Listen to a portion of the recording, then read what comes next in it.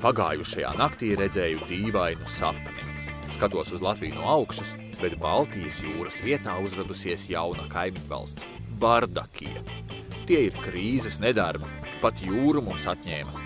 Bet paga, kas tad tas? Abās kaimiņvalstīs notiek pamatīga rosība. Ahā! Abu valstu politiķi skaļi diskutē par veicamajiem darbiem, kad un kā pieņemt nākamā gada valsts budžetu. Un skat, abās valstīs gatavojas vēlēšanām, nu būs jautri. Un tad sākās. Es jau sen pieredzis pie Latvijas populisma, nespēju vien nobrīnīties.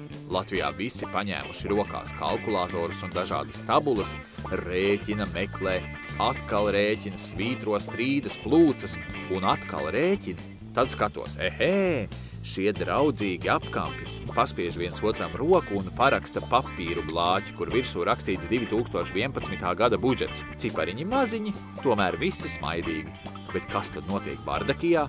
Ak, šausmas! Kas par plūkšanos un kašķēšanos, viss pa gaisu, brēka un kašķi, tie gan nopietni diskutē. Ārprāts kā paskrējis laiks, tikko vēl bija 2010. gada maijs. Bet kādēļ tāds klusums Latvijā un Bardakijā?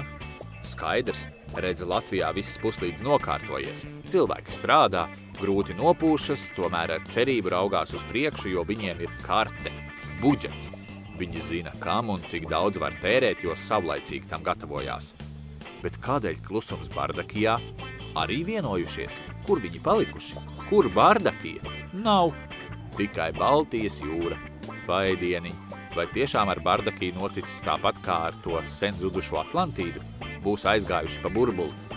Labi, ka mēs tomēr bijām prātīgi, laikus sataisījām budžetu un netērējām vairāk, kā varam atļauties.